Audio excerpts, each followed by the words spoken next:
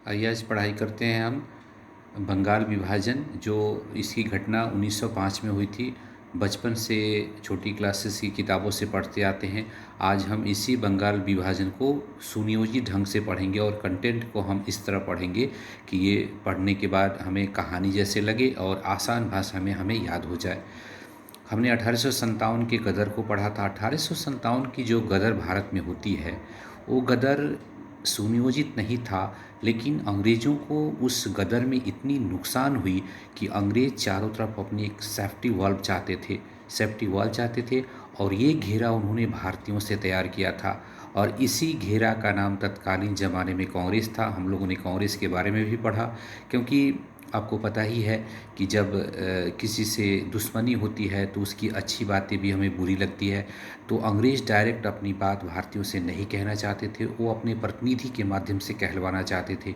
और उसी प्रतिनिधियों की खड़ी की फौज तत्कालीन ज़माने में कांग्रेस थी।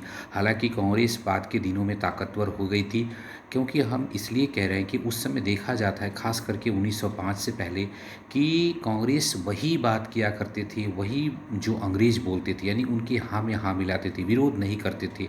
एक तरह से सही भी था, क्योंकि यदि उसी समय विरोध के स्वर उठने लगते तो कांग्रेस बनने से पहले ही बिगड़ जाती। तो कहा भी जाता है कि पहले पाँव रखने का जगह तो मिले तो बैठने की व्यवस्था तो खुद ब खुद हो जाती है। ये बात चरितार्थ हो रही थी।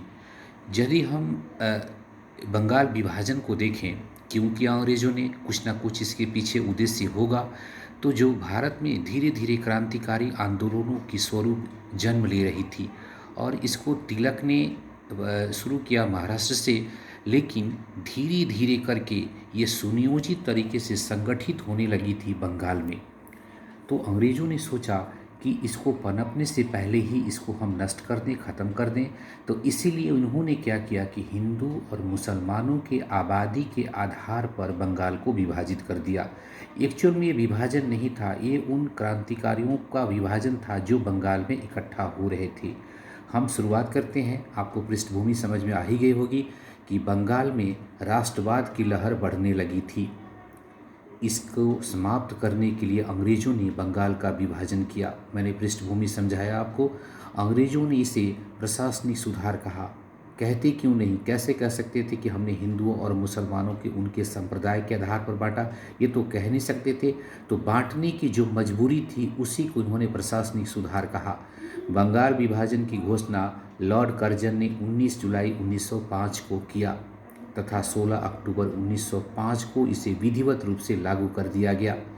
पूर्वी बंगाल, जहाँ पे मुस्लिमों की आबादी ज़्यादा थी, और पश्चिम बंगाल जहाँ हिंदुओं की आबादी ज़्यादा थी, इन्होंने जिसकी आबादी जिस जगह पे कम थी उसको प्रश्रय देना और एक दूसरे के अगेंस्ट भड़काना शुरू किया। और जो अंग्रेज़ों की नीति थी जिससे तत्कालीन ज़माने में यूनिटी को खतरा निश्चित पहुंचने वाली थी, पहुंच भी रही थी, इसलिए लोगों ने इसे अंग्रेज़ों की फूट डालो और शासन करो की नीति कहा। अंग्रेज़ों की यह नीति सफल नहीं हो पाई। क्यों सफल नहीं हो पाई? इत्तेफाक से उसी समय, कोइंसिडेंस और टाइमिंग देखिए, 1905 में ही बंगाल में स्वदेशी तथा बहिष्कार आंदोलन शुरू हो गया। भारतीयों ने अंग्रेज़ों के वस्त्र, विद्यालय तथा वस्तुओं का बहिष्कार करना शुरू कर दिया। यानी हम उनके वस्त्र नहीं पहनेंगे, उनके द्वारा बनाए गए विद्यालय में नहीं जाएंगे तथा वस्तुओं का प्रयोग नहीं करेंगे। कहा तो यहाँ तक जाता है कि नाई ने अंग्रेज़ों के दाढ़ी बनाने से इनकार कर दिया था, केस काटने से इनकार कर दिया था। स्वदेशी आंदोलन के दौरान भारतीयों ने विदेशी कपड़ों को जलाना शुरू किया, जला दिया।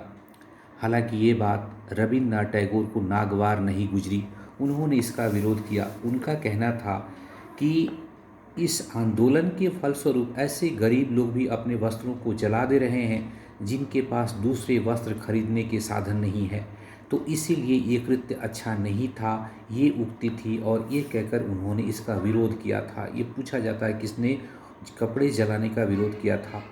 इस आंदोलन के प्रमुख नेता WC बनर्जी, रविन्द्रनाथ टैगोर इत्यादि थे। इन्होंने बंगाल विभाजन को रद्द करने के लिए बंग भंग आंदोलन चलाया, यानी बंगाल का जो विभाजन है उसे रद्द किया जाए। ये आंदोलन जोर पकड़ता गया और एक समय ऐसा आया जब इस विभाजन को रद्द कर दिया गया, वापस लिया गया।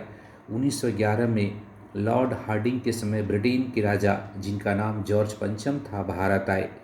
इनके आगमन पर दिल्ली में भव्य दरबार का आयोजन किया गया। पानी के तरह पैसे बहाए गए, उन गरीब भारतीयों के पैसे लगाए गए जिनसे भारतीयों के जीवन यापन हो सकती थी।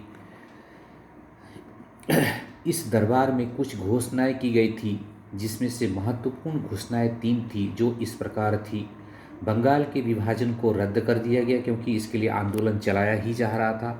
बंगाल से बिहार को अलग कर दिया गया और भारत की राजधानी को कलकत्ता से दिल्ली शिफ्ट कर दिया गया।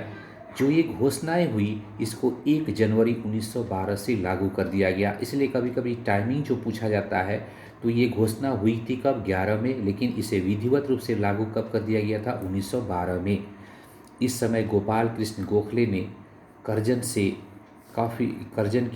से काफ़ी खफा थे। उन्होंने करजन की तुलना औरंगजेब से की थी, यानी काफ़ी कठोर नीति थी बंगाल को विभाजन करने की। तो ये प्रश्न पूछा जाता है कि करजन की तुलना औरंगजेब से किसने की थी? तो गोपाल कृष्ण गोखले जी ने की थी। बंगाल विभाजन के बाद क्रांतिकारी आंदोलन उग्र रूप ले लिया तथा 1910 आते आते समाप्त भी हो गया। अगला हम लोग पढ़ेंगे क्रांतिकारी आंदोलन।